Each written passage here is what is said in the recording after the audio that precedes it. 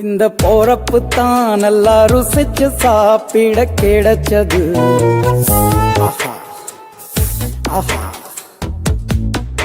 அத நினைச்சுத்தான் மனோலகம் முழுவதும் பருக்குது.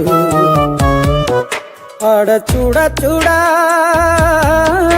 அட சுட சுட பூமிக்கும் வந்த வானுக்கும் இடையில ஒவ்வொரு சுவையிலும் மனசு லயிச்சுது.